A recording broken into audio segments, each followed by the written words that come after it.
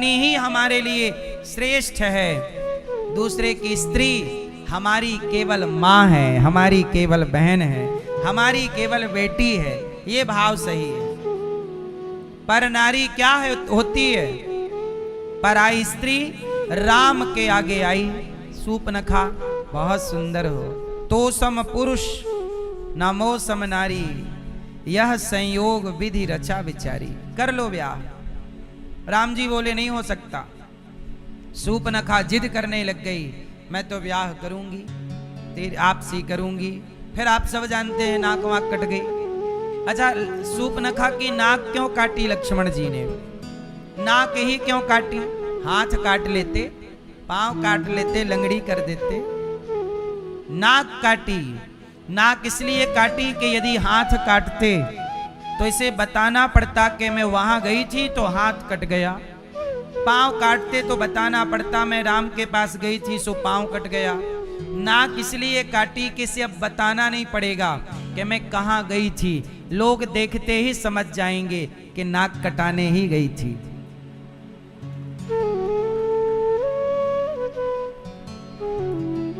क्या कटाने गई थी?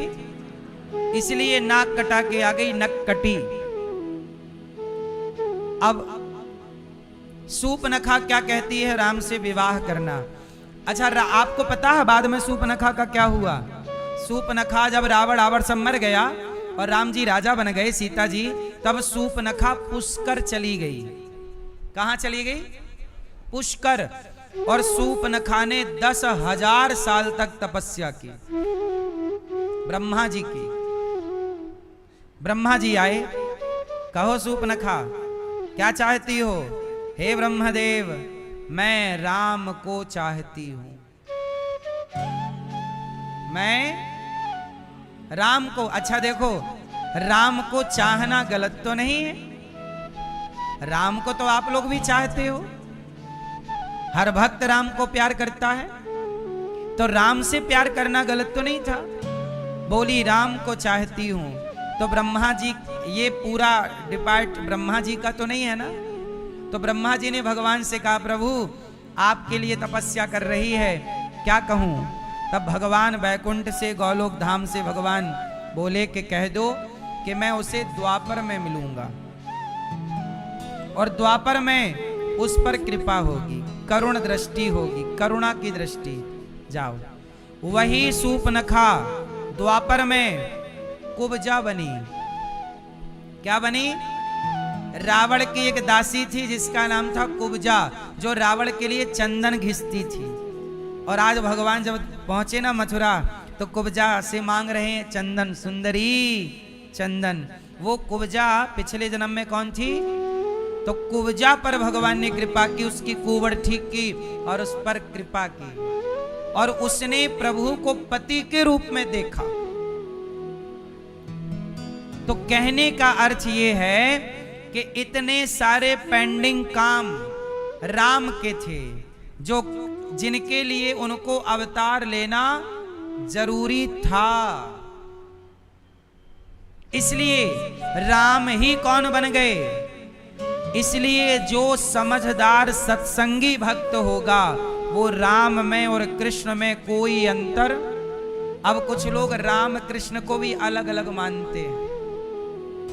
भाई रूप ही अलग अलग है, नाम ही अलग अलग है, लीलाएं अलग अलग हैं, पर जो राम और कृष्ण हैं वह दोनों एक ही हैं। पर अज्ञानी लोग दो मान लेते हैं। कुछ लोग क्या कहते हैं कि राम जी की 12 कलाएं हैं, कृष्ण जी की 16 कलाएं हैं। ऐसा सुनते होंगे आप।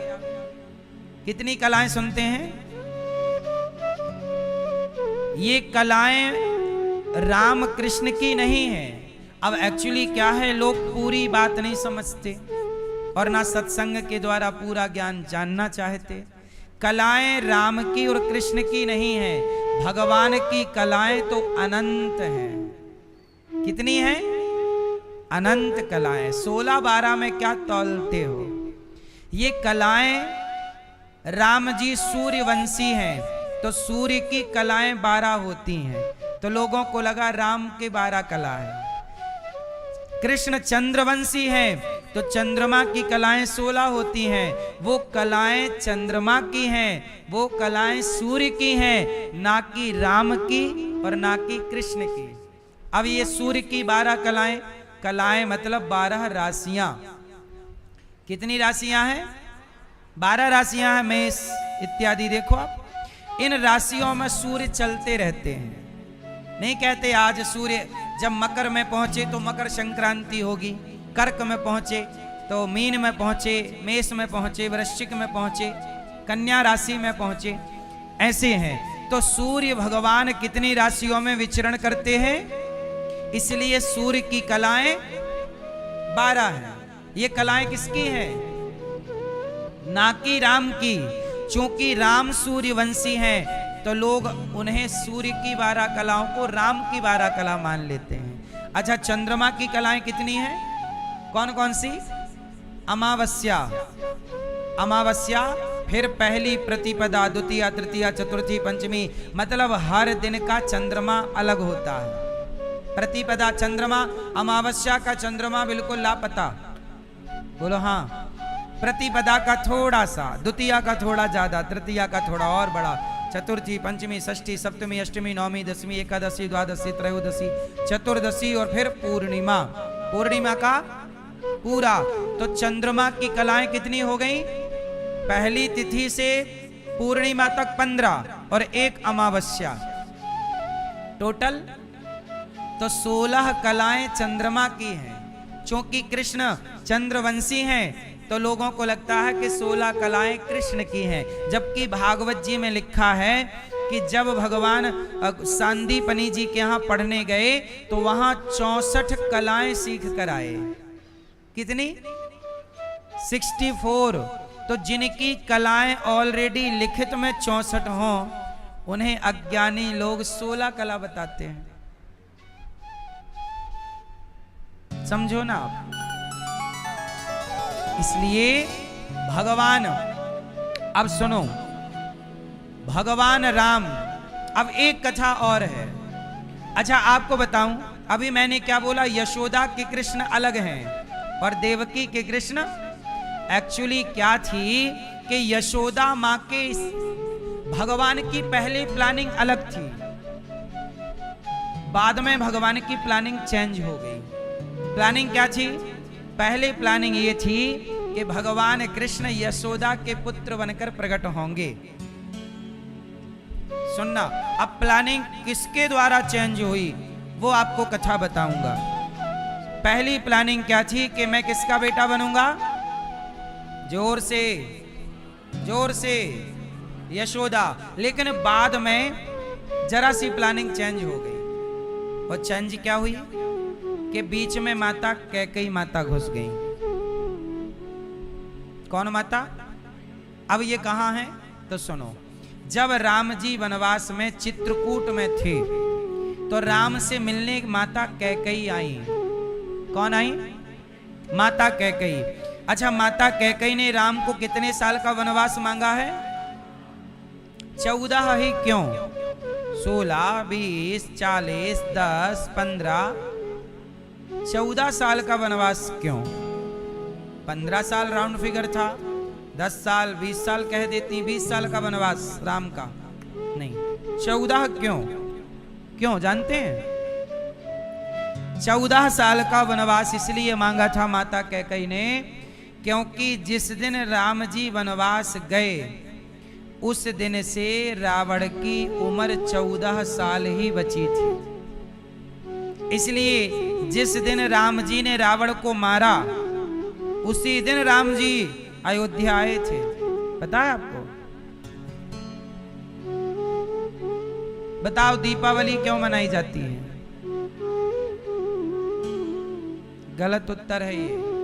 हम लोगों ने निबंध में भी यही लिखा है कि राम जी के आने से दीपावली मनाई जाती है, पर वास्तविक में ये बात सत्य नहीं है।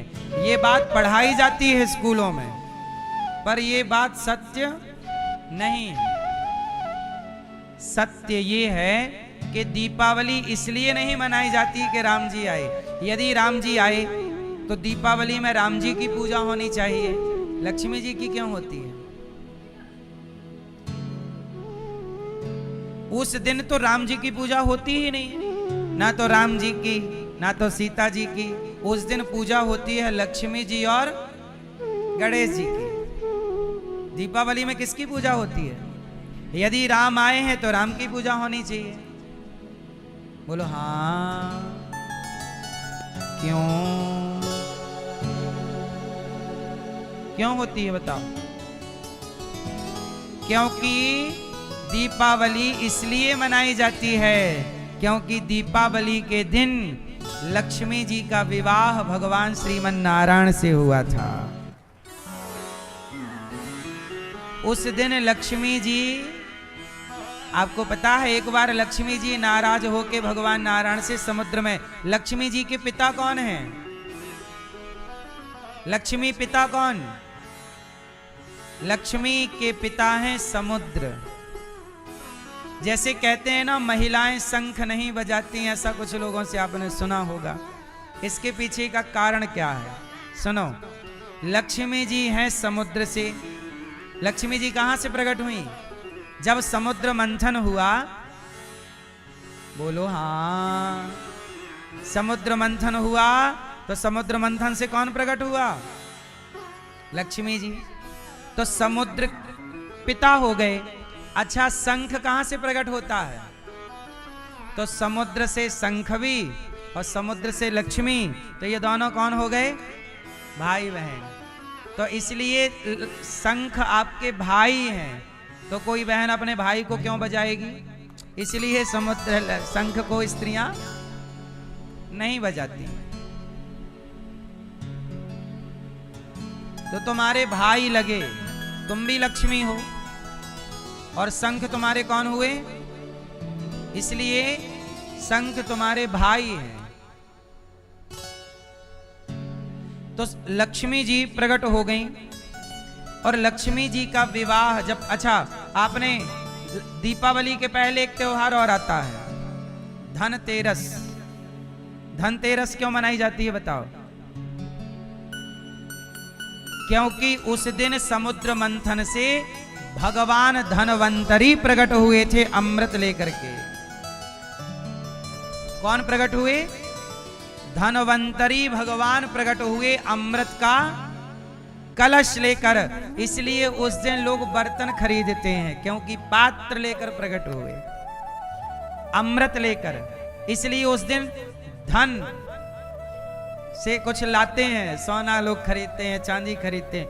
धन घर पे आना चाहिए, धनवंतरी भगवान, उसे धनतेरस कहते हैं। तो धनवंतरी भगवान प्रकट हो गए अमृत लेकर, और जब भगवान प्रकट हुए तब फिर लक्ष्मी जी ने भगवान का वरण किया और विवाह हुआ, तब दीपावली मनाई गई। तो फिर सवाल आपका खड़ा है कि दीपावली में लक्ष्मी तो समझ में आ गई कि विवाह हुआ भगवान नारायण से, पर ये गणेश जी कौन है? तो लक्ष्मी नारायण की पूजा होनी चाहिए, गणेश जी क्यों घुसे पड़े हैं बीच में? तो सुनो, ये आपके लिए एक मैसेज है। हमारा सनातन धर्म पूरा साइंटिफिक है, वैज्ञानिक है, वैज्ञानिक दृष्टिकोण है, पर इस वैज्ञानिक तथ्य को लोग नहीं समझ पाए, जिसके कारण लोग परेशान हैं। भारत, दक्षिण भारत में आज भी दीपावली के दिन लक्ष्मी नारायण की ही पूजा होती है, पर उत्तर भारत में लक्ष्मी गणेश की पूजा होती है। अच्छा, लक्ष्मी का गणेश जी से क्या रिश्ता है? ठीक है, ठीक है, आप ठीक कह रहे हैं, माँ बेटे का रिश्ता सही है, सब सही है। अब इसे समझते हैं। गणेश जी जो हैं वो बुद्धि के देवता हैं। बोलो हाँ। गणेश जी कौन? बुद्धि के देवता। और लक्ष्मी कौन? धन की माता। लक्ष्मी मतलब धन और गणेश मतलब, तो लक्ष्मी किसके पास है? गणेश जी के पास। तो ये मैसेज आपके लिए है कि जिसकी बुद्धि गणेश जी जैसी होगी, लक्ष्मी उसी के पास होंगी। धनवान व्यक्ति, समझदार, बुद्धिमान ही धनवान होता है, मूर्ख कभी धनवान नहीं होता। लक्ष्मी हमेशा बुद्धिमानों के पास होती है, याद रखिएगा। लक्ष्मी गणेश जी के साथ है, इसलिए दीपावली में किसकी पूजा? लक्ष्मी। और तो ये मैसेज है, आप लोग पूजा तो खूब करते हैं, समझो कि लक्ष्मी गणेश जी हैं बुद्धि के देवता, बुद्धिमान। तो बुद्धिमान जो होगा लक्ष्मी जी वहीं रहेंगी। आज तक सुना आपने कि किसी मूर्ख के पास पैसा है? होगा भी तो वो खत्म कर देगा। बाप दादों से मिल भी जाए तो किसके पास धन होगा? इसलिए आपको अपनी बुद्धि पर काम करना चाहिए। धन कमाना बड़ी बात नहीं है, बुद्धिमान बनना बड़ी बात। आप बुद्धिमान बनिए। एलन मस्क बुद्धिमान है तो धन पीछे पीछे डोल रहा है। अडानी जी बुद्धिमान है तो रुपया पीछे चल रहा है। बोलो हाँ। तो जहां बुद्धि वहां लक्ष्मी। तो ये हो गया दीपावली। अब सुनो, अब हुआ क्या कि 14 साल का वनवास हुआ राम जी का। राम जी का 14 साल का वनवास इसलिए कि रावण की उम्र, जिस दिन राम जी वनवास गए उस दिन से, इसलिए 14 साल का वनवास। अब सुनो दूसरी बात कि जब राम जी चित्रकूट में थे और भरत जी जब राम से मिलने आए तो कैकेयी माता भी राम से मिलने आई। तो माता कैकेयी ने कहा कि राम तुम मुझे माफ कर दो, मैं देखो तुम्हारे लिए इतना कष्ट, तुम्हें 14 साल का मैंने वनवास दिया, नंगे पांव घूम रहे हो जंगल जंगल, बड़ा कष्ट दिया, मुझे माफ कर दो। राम जी बोले माँ आप तो माँ हो, क्यों माफी मांगती हो? कैकेयी बोली नहीं माफ कर दो। तो कहा कि ठीक है माँ माफ कर दिया। कैकेयी माँ बोली कि नहीं ऐसे नहीं, आप हमें माफ करो, हम कैसे माने? तो माँ बताओ आप कैसे मानोगी? तब राम जी, तब भगवान कृष्ण बोले, भगवान राम बोले माँ बताओ आप क्या चाहती हैं? कैकेयी माँ बोली कि मैं चाहती हूँ कि आप मेरे अगली बार पुत्र बन करके आओ। जब आप मेरे बेटा बन जाओगे तो मैं मान लूंगी कि आपने मुझे माफ। तब उस समय तक राम जी की प्लानिंग हो चुकी थी कि मुझे यशोदा का बेटा बनना है। पर अब ये माँ कैकेयी बोली, तब प्लानिंग थोड़ी सी चेंज हुई और भगवान ने कहा माता मैं तुम्हारा बेटा तो बन जाऊंगा पर तुम्हारा दूध नहीं पीऊंगा। इसलिए देवकी के बेटा तो बने पर देवकी माँ का दूध नहीं पिए। दूध किसका पिया? माँ यशोदा का। तो ये आपको समझना है कि यशोदा के पुत्र द्विभुज और देवकी माँ के पुत्र ये। तो एक रूप में जब दो भुज तो राधा और चतुर्भुज तो रुक्मणी, ये तो राम जी द्वापर में क्या बन गए? श्री कृष्ण। अब कल मैंने एक बात और कही थी कि आज मैं आपको बताऊंगा कि भगवान राम ने माता सीता को वनवास क्यों दिया। अच्छा, राम का कृष्ण बनने की एक कथा और है। एक बार क्या हुआ, लक्ष्मण जी पांव दबा रहे थे राम के। लक्ष्मण छोटे हैं, राम जी बड़े हैं। तो लक्ष्मण जी पांव दबा रहे थे तो राम बोले कि लक्ष्मण तुम लेट जाओ, तुम भी थक गए हो, तुम्हारे पांव में कांटा लगा है, लाओ मैं तुम्हारे पांव का कांटा निकाल दूं और मैं तुम्हारे थोड़े से पांव दबा दूं। कौन बोला? राम जी। मतलब राम बोल रहे हैं कि लक्ष्मण मैं तुम्हारी सेवा करूं। लक्ष्मण बोले प्रभु आप बड़े भैया हैं, मैं आपसे थोड़ी पांव दबा सकता हूं, आप तो मेरे बड़े हैं, भगवान हैं। तो राम जी बोले कि तू जिद करता है लक्ष्मण, तू सेवा तो मेरी करता है पर मेरे से कोई सेवा लेता नहीं है।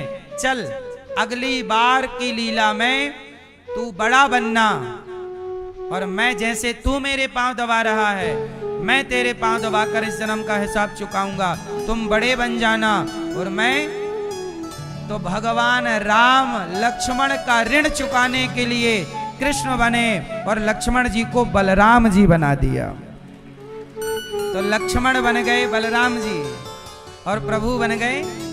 तो ऋण चुकाने के लिए प्रभु राम को कृष्ण बनना पड़ा। तो ये राम के कृष्ण होने की कथाएं, एक कार्य नहीं होता, बहुत सारे कार्यों की सिद्धि के लिए एक अवतार होता है। एक अवतार के बहुत हेतु मतलब बहुत कारण होते हैं। अब एक सवाल राम जी पर है। आजकल लोग राम जी पर क्या आरोप लगाते हैं कि राम तो सीता जी को वनवास भेज दिए। अच्छा बताओ आप लोग, राम जी ने सीता जी को वनवास भेजकर सही किया कि गलत किया? मैया मैया, राम जी ने सीता जी को गर्भावस्था में कहां भेज दिया? सही किया कि गलत किया? क्या किया आप बताओ? क्या कह रही हो मैया? राम जी ने अपनी पत्नी को गर्भावस्था में वनवास दे दिया, सही किया गलत किया? है? आंसर सही गलत में देना है। राम जी ने सही किया या गलत किया, बस इतना बोलना। जलेबी हमें समझ में नहीं आती।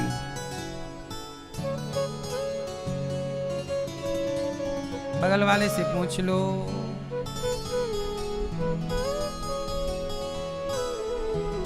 बताओ, आप बताओ।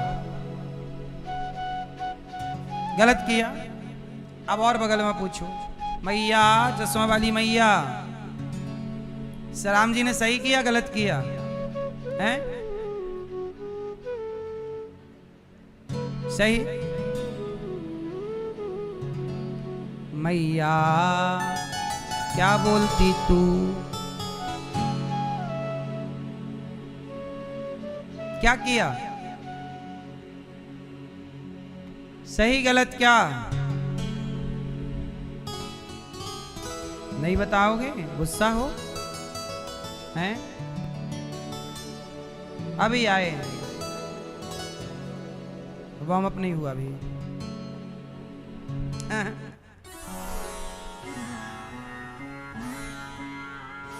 सुनो, भगवान राम जो करते हैं सही ही करते हैं। भगवान थोड़ी गलत करते हैं, गलत इंसान करता है, भगवान नहीं। तो फिर आप कहोगे कि यदि भगवान ने सही किया तो अपनी पत्नी को गर्भावस्था में कौन घर से निकालता है? तो भाई सच्ची बताएं, सवाल ही गलत है। राम ने अपनी पत्नी को निकाल दिया, ऐसे आरोप लगता है? ये सवाल ही गलत है। तो सही क्या है? राम ने अपनी पत्नी को घर से निकाला ही नहीं। वाल्मीकि रामायण पढ़ लीजिएगा। तो नहीं निकाला तो फिर सीता जी तो गई थी वहां वाल्मीकि जी के आश्रम में, लव कुश वहीं हुए। हाँ गई तो थी, पर राम के कहने से नहीं। सच बताओ, सीता जी किसके कहने से वहां गई थी? जोर से। वाल्मीकि रामायण पढ़ेंगे तो वहां एक कथा है कि जब सीता जी गर्भवती थी तो राम जी को कहा, प्रभु आओ। राम जी आए तो सीता जी बहुत खुश थी।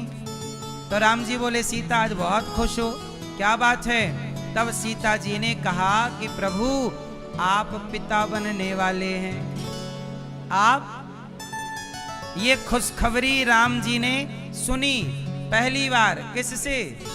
सीता जी से, कि आप पिता बनने वाले, मैं गर्भवती हूं। राम बहुत प्रसन्न हुए। और राम की तो पूर्वजों की मर्यादा है वचन। सीता, मैं तुम्हें वचन देता हूं, कुछ मांग लो। तुमने मुझे खुश किया है कि तुम मेरे पुत्र की मां बनने वाली हो, कुछ मांग लो मेरे से। तो सीता जी ने क्या मांगा वो सुनना। ये बात लोग नहीं जानते, पूरी घटना नहीं जानते, इसलिए लोग कुछ भी राम पर आरोप लगा देते हैं। अब सच्चाई क्या है वो सुनो। राम जी ने सीता जी से कहा कुछ मांगो। तो सीता जी ने मांगा क्या, हे प्रभु मैं आपसे यही वरदान चाहती हूं कि मेरे जो बच्चे हैं वो इस अयोध्या में जन्म ना लें, इस अयोध्या में जन्म ना लें। क्यों क्यों सीता क्यों? क्योंकि यहां का वातावरण अच्छा, क्या अच्छा नहीं है? क्यों? आप देख लो ना, कैकेयी मां, कल की घटना है ये घटना, ये खुशखबरी देने से एक दिन पहले एक घटना घट गई थी सीता जी के साथ। कल मतलब आज तो मिल रहे हैं राम सीता, तो सीता जी बोली कल की बात देख लीजिए ना आप। तो कल क्या घटना घटी आप कहो तो बताऊं? तो कल एक घटना घट गई सीता जी के साथ। सीता जी के कमरे में माता कैकेयी आई और कैकेयी जी ने कहा कि सीता ये बता कि रावण कैसा दिखता था, दिखने में कैसा था? सीता जी ने कहा कि मैंने तो देखा नहीं रावण को, क्योंकि रावण मुझे चुरा कर ले गया। जब भी मैं रावण से बात करती तो तिनका लेकर बात करती थी, तृणधरियोट कहत वैदेही। मैंने रावण को, देखो सीता जी की मर्यादा, उन्होंने पर पुरुष को देखा ही, कुछ तो देखा होगा। कैकेयी पूछ रही है कुछ तो? हाँ, जब रावण ने मुझे चुराया था, जब रावण ने मेरा अपहरण किया, तब मेरी पलकें झुकी थीं, तब मैंने रावण के पांव का अंगूठा देखा था, अंगूठा पांव का। तो जरा सीता जी को एक कलम दे दी कैकेयी मां ने, कलम, दीवार में जरा बनाओ रावण का पांव का अंगूठा कैसा दिखता था। तो सीता जी ने रावण के पांव का अंगूठा दीवार पे बनाया। कैकेयी बोल रही है बनाओ, बना दिया, पांव का अंगूठा बन गया, पेंटिंग चित्रकारी कर दी मां ने। अब तभी मां सीता को कौशल्या जी ने याद किया, तो दासी ने कहा मां आपको मां बुला रही है। तो सीता जी चली गई अपने कमरे से निकलकर कौशल्या जी से मिलने। तभी माता कैकेयी ने सीता जी के कमरे में आकर देखा कि पांव का अंगूठा बना है। अच्छा, सीता जी कैकेयी मां ने रावण को देखा था। कैसे देखा? जब रावण मरा तो रावण का मरने के बाद अयोध्या के लोगों ने चित्र बनाया। जो पेंटिंग करना जानते थे, चित्रकार थे, उन्होंने रावण के बारे में सुन रखा था। अच्छा, बंदर भालुओं ने तो देखा था ना रावण को, हनुमान जी ने देखा, बंदर भालुओं ने देखा, तो सब लोगों ने चित्र बना दिया कि सुनो हमारे राम ने इस रावण को मारा, ऐसा दिखता था ऐसे। तो वो सारा चित्र बाजार में बिक रहा था, लोग खरीद रहे थे और उसको मार रहे थे चित्र को। तूने मेरी माँ को परेशान किया, गुस्सा उतार रहे थे अपने अपने तरीके से। तो कैकेयी मां ने रावण को देखा चित्र में। तो क्या हुआ कि कैकेयी मां ने पांव का अंगूठा किसने बनाया? सीता मां ने। और पूरा का पूरा रावण बना दिया कैकेयी ने। वो कहां बनाया? सीता जी के कक्ष में, कमरे में, एक सामने वाली फ्रंट की दीवार में। वो बना के चुपचाप माता जी चली गई। माता जी मतलब कैकेयी माता भाग गई। अब संयोग से देखना कि सीता जी ने राम को बुलवाया था कि प्रभु आपका दर्शन करना चाहती हूं। तो राम जी सीता जी के कमरे में आए। उस समय सीता जी कमरे में नहीं थी और राम जी आए। और राम जी जैसे ही सीता मां के कक्ष में गए तो रावण का चित्र देखा, और जैसे ही चित्र देखा तो वापस कैकेयी मां फिर से आ गई। कैकेयी मां बोली राम से, राम ये चित्र किसका है? राम जी बोले तो रावण का चित्र है। कैकेयी बोली राम राम, सीता के कमरे में बताओ रावण का चित्र क्या कर रहा है? लगता है रावण के यहाँ सीता जी रही हैं, तो रावण के लिए कुछ जगह है उनके भीतर। देखो ना कमरे में बना रखा है। इतना कह के आग लगाना कैकई माँ ने मंथरा से सीख रखा था, क्योंकि कैकई के गुरु तो मंथरा है, तो इनको तो अच्छा आता था ना, ये ज्ञान था आग कैसे लगानी है, झगड़े कैसे कराने हैं, ये पूरा पाठ पढ़ा था। अब कैकई माँ चली गई, अब राम खड़े हैं और तब तक सीता जी आई हैं, और जब सीता जी आई तो राम उदास, कहा प्रभु क्या हुआ? कहा कि ये चित्र किसका है? सीता जी ने कहा कि मैं नहीं जानती किसका है, वो तो कैकई माँ ने मेरे से कहा कि रावण कैसा दिखता था, तो मैंने कहा मैंने नहीं देखा। अच्छा देखो, कई बार आपके रिश्ते गलत फहमियों से टूट जाते हैं। जरा आप बताइए कि आपकी पत्नी के कमरे में किसी का चित्र आप देख लेते तो आप पत्नी की बात सुनते? आप सीधा डांटना स्टार्ट कर देते, जा कोई रिश्ता नहीं, जा ऐसा वैसा। लेकिन राम जी कितने समझदार हैं, कई बार आप जो आंखों से देखते हैं वो भी गलत हो जाता है। इसलिए कहता हूं, कांच टूटता है गलती से और रिश्ते टूटते हैं गलत फहमियों से। इसलिए रिश्तों में गलत फहमियां ना आने दें। कोई भी बात किसी को समझ ना आए तो एक बार पूछ लो, अपनी पत्नी से डांटने से पहले एक बार पूछ लो कि तुमने जिस बात के लिए तुम डांटना चाहते हो क्या वो बात है भी या नहीं।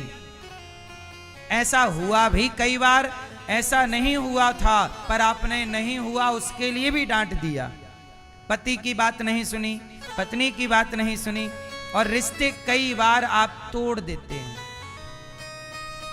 अब राम जी ने जब रावण को देखा सीता जी के उस कक्ष में चित्र, तो राम जी चाहते तो तुरंत गुस्सा हो जाते, पर राम जी ने पूछा कि देवी ये क्या है। तब पूरी घटनाक्रम सुनाई कि माँ कैकई आई, उन्होंने पांव का अंगूठा बनवाया मेरे से, आगे क्या हुआ मैं चली गई। राम जी समझ गए कि ये पूरा कैकई माँ ने बनाया।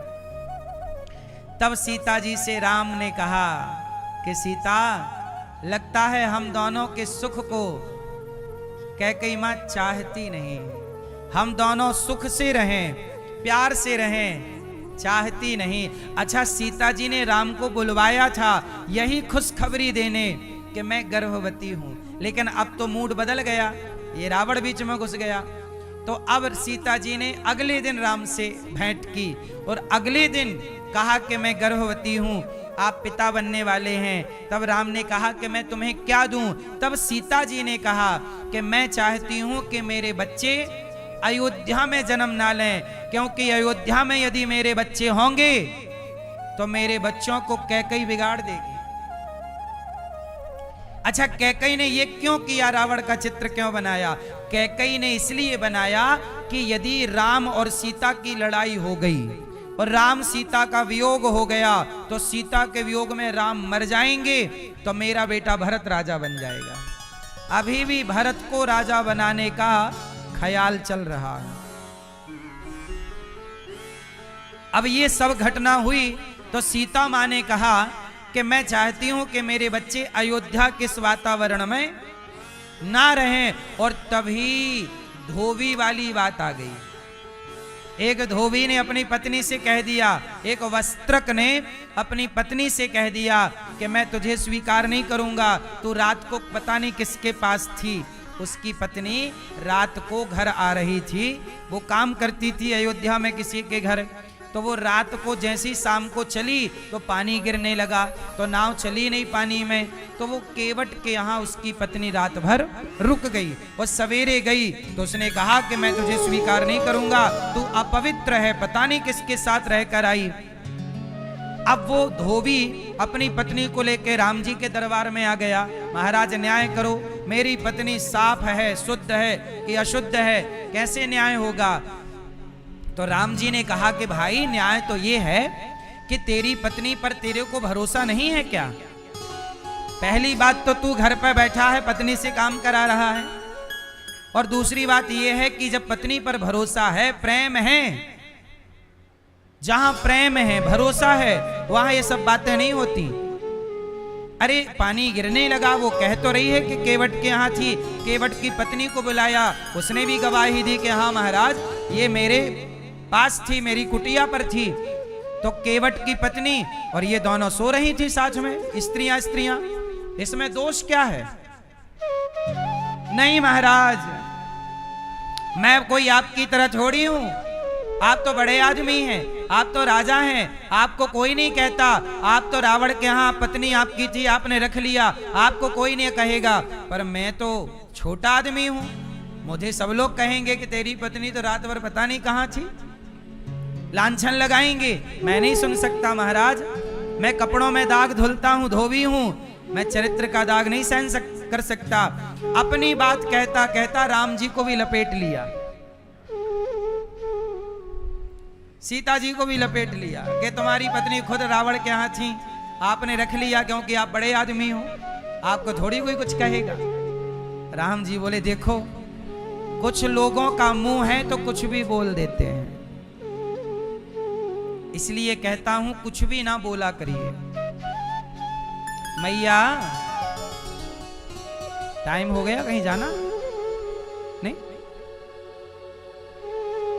अब राम जी, अच्छा देखो, कैकई मां का वो रावण का पुतला बनाना और यहां पर धोबी का कहना, अब एक साथ ये सारा खेल चालू हो गया। अब आप ही बताइए कि राम एक राजा है, यदि राम सिर्फ पति होते तो किसी के कहने से ना भेजते, पर राम राजा है तो राजा का धर्म बताइए, प्रजा की बात सुने राजा की परिवार की बात सुने? आप कैसा राजा चाहते हैं, प्रजा की बात सुनने वाला राजा या परिवार की बात सुनने वाला राजा? तो राम जी ने सुनी तो प्रजा की, फिर भी लोग आरोप राम पे लगा रहे हैं। फांसी दोनों तरफ से है। ममता मैया प्रजा परिवार की बात, परिवार के ना चक्कर में चली गई, भतीजे के चक्कर में। मैया ममता मैया परिवार के चक्कर में निपट गई। आप कहते हो कि राजा प्रजा की सुने, तो प्रजा की राम जी ने सुनी, तो आप लोग राम जी को भी उल्टा कहते हैं। आदमी करे तो करे क्या, परिवार की सुने तो फांसी, प्रजा की सुने तो फांसी, मतलब दोनों तरफ से दुनिया सुनाती।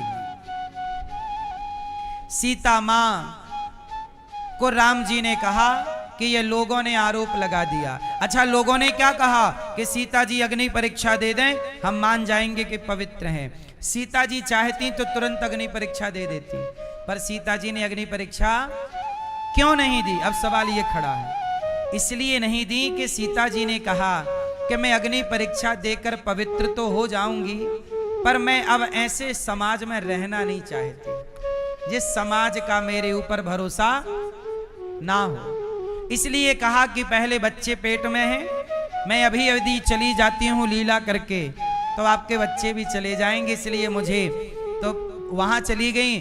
संत जी के यहाँ बच्चों को जन्म दिया, संस्कार दिया, राम को सौंपा, और अब कहा कि हे पृथ्वी माँ, यदि मैं अग्नि की तरह पवित्र हूँ और गंगा की तरह शुद्ध हूँ तो आप मुझे अपनी गोद में स्थान दे दीजिए। कि पृथ्वी फट गई, सीता माँ समा गई, और आज धोबी का और संसार का मुंह बंद हो गया कि ये पवित्र हैं, हमने बेकार ही लांछन लगाया। तुरंत परीक्षा देती तो माँ भगवती ऐसे समाज में रहना नहीं चाहती। जहां आप पर भरोसा ना हो वहां रहना सही नहीं, वहीं रहना चाहिए जहां आप पर समाज को भरोसा। इसलिए सीता मैया आप चली गई, और ये कथा इसमें राम, अब जैसे लोग क्या कहते हैं, राम जी ने वनवास दे दिया। राम जी की जगह आप राम को समझ कहां पाओगे? समस्या तो ये है कि सांसारिक व्यक्ति राम को क्या समझेगा। तो बताओ आप लोग, सीता मां के वनवास में दोषी कौन है? जोर से। समाज दोषी है, वो लोग दोषी हैं जिन्होंने सीता मां पर उंगलियां, आप उन्हें तो नहीं कहते कि समाज दोषी है, आप क्या बोल देते हैं, राम ने क्यों भेज दिया, मतलब ले दे के राम दोषी हैं। दोष भी लोगों को भगवान का दिखता है, क्या वो समाज दोषी नहीं है? जिसने बेवजह उंगली उठा दी। इसलिए मेरी मां किसी को कुछ भी ना कहा करो। अच्छा, पद्म पुराण में एक 2 मिनट की और कथा मैं आपको सुना दूं इससे जुड़ी हुई। पद्म पुराण में एक कथा है कि सीता माँ का वनवास क्यों हुआ। सीता माँ बहुत छोटी सी थी, तब एक घटना घटी माता सीता जी के साथ। और वो घटना ये थी कि माता सीता जी ने जंगल में एक दिन सहेलियों के साथ बगीचे पे गई। वहां एक तोती और तोता आए। तो तोती जो थी राम जी की कथा सुना रही थी तोती। तो सीता जी को अच्छी लगी कि राम जी का ब्याह सीता जी से होगा, जनकपुर के वो होंगी। तो सीता जी को लगा ये तो मेरी कहानी कह रही है। तो सीता जी गई चुपके से और तोती को पकड़ लिया। और जब तोती को पकड़ा तो पिंजरे में डाल दिया। तोती बोली, सीता मैं गर्भवती हूँ, मैं अपने तोते की पत्नी हूँ, मैं अपने पति से अपने घोंसले से दूर नहीं रह सकती, मुझे छोड़ दो, मैं तुम्हें रोज कथा सुनाया करूंगा। सीता जी बोली, नहीं, तुम उड़ जाओगी, तुम यहाँ जो खाओगी खिलाऊंगी, सोने के पिंजरे में रखूंगी, चलो कथा सुनाओ। तोती बेचारी तड़पने लग गई। आजाद है, बंधन स्वीकार नहीं है, बेचारी तड़पने लग गई। 2-4 दिनों में तोती भूखी प्यासी खाई पी नहीं, मर गई। और जब तोती मरी तो तोती के तोते ने शाप दे दिया। तोती के तोते ने शाप दिया कि सीता, जैसे तुमने मेरी पत्नी को गर्भावस्था में मुझसे दूर किया, जाओ मैं तुम्हें शाप देता हूं कि जब तुम गर्भवती होगी तो तुम भी अपने पति से दूर हो जाओगी और कारण मैं बनूंगा। वही तोता अगले जन्म में धोबी बना, जिसके कहने से सीता माँ का वनवास हुआ। ये कथा पद्म पुराण में लिखी। आप लोग भी पक्षी वक्षी पाल लेते हो पिंजरे में, आपका बड़ा शौक है पक्षी, है ना। कुछ लोग तो पक्षियों के पंख भी काट देते हैं। बहुत बड़ा पाप है ये।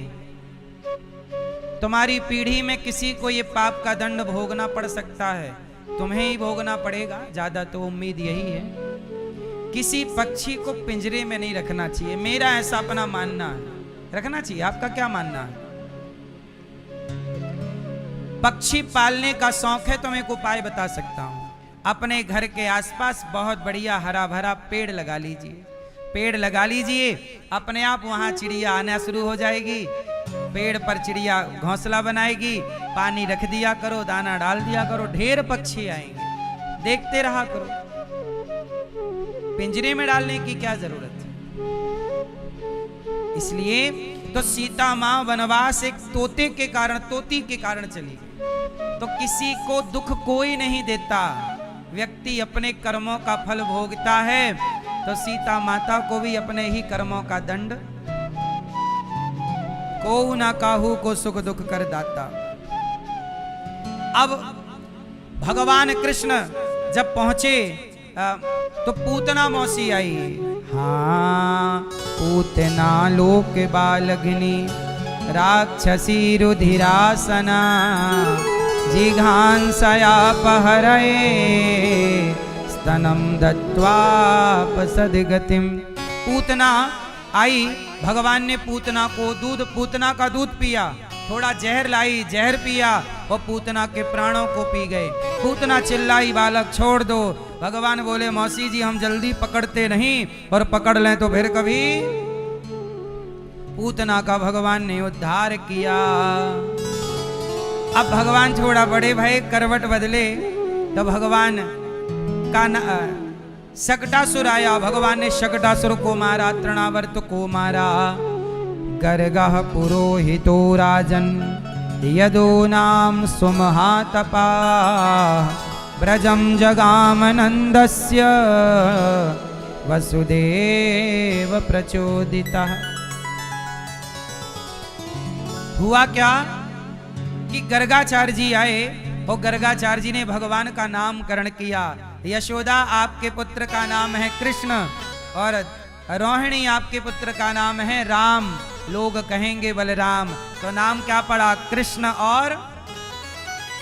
और कृष्ण बलराम गर्गः पुरोहितो राजन अयम ही रोहिणी पुत्रो रमयन सुहृदयो गुणये और शुक्लो रक्तस्तथा पीता इदानीं कृष्णताम गतः। कृष्ण और बलराम नाम। अब भगवान थोड़ा बड़े भये, भगवान के दांत आ गए हैं और भगवान जब बड़े भये तो भगवान ने घुटनों के बल चलना स्टार्ट कर दिया। अब भगवान तोतली भाषा से माँ को, यशोदा को मैया मैया कहने लग गए। क्या कह रहे हैं भगवान? मैया। आप अपनी माँ को क्या बोलते हो? मम्मी। भैया आप मम्मी का अर्थ बताओ। चलो, मम्मी मीन्स अर्थ। मम्मी किसे कहते हैं? नहीं, माँ। मम्मी मतलब माँ नहीं होता। कई बार आप जल्दी में क्या बोल रहे? मम्मी कहाँ हो? मम्मी क्या होती है? मम्मी होती है कि लाश, मरी हुई। मरी हुई को क्या बोलते हैं? मम्मी। तो आपकी माँ तो जिंदा है, क्यों निपटा रहे हो? मम्मी क्यों बनाने पे तुले? मम्मी रॉन्ग है। आप इतने पढ़े लिखे हैं, इतनी सी बातें नहीं समझेंगे तो फिर हम किससे उम्मीद करेंगे? मम्मी आज के 100 साल पहले क्या इस सनातन में, क्या इस भारत में कोई भी बेटा अपनी माँ को मम्मी कहता था? बताओ। तो आपने क्यों शुरू कर दिया? एक बार विचार तो करते। मम्मी किसे कहते हैं? मम्मी। लोग नहीं कहते मम्मी रखी है सालों पुरानी मम्मी। मुर्दे को मम्मी कहते हैं। मम्मी मतलब हमारा देश गुलाम था अंग्रेज मुसलमानों का, मुगलों का, तो वो कहते हैं अम्मी। मुसलमान क्या बोलते हैं अपनी माँ को? अम्मी जान। तो उनका अम्मी से तुमने मम्मी कर लिया। क्या जरूरत थी तुम्हें किसी की नकल करने की? इसलिए मम्मी नहीं, क्या कहोगे? मैया, माँ। क्या कहेंगे? आज से क्या कहेंगे? माँ, मैया। बेटा क्या कहोगे? मम्मी कहोगे? मम्मी मतलब मरी हुई। बोलो हाँ। आप क्या कहोगे भैया? माँ। माँ कहिए, माता जी कहिए। माता जी, माँ, मैया, ये 3 बातें आपके लिए। और जैसे आप अपने पिता को क्या बोलते हो? पापा। पापा किसे कहते हैं?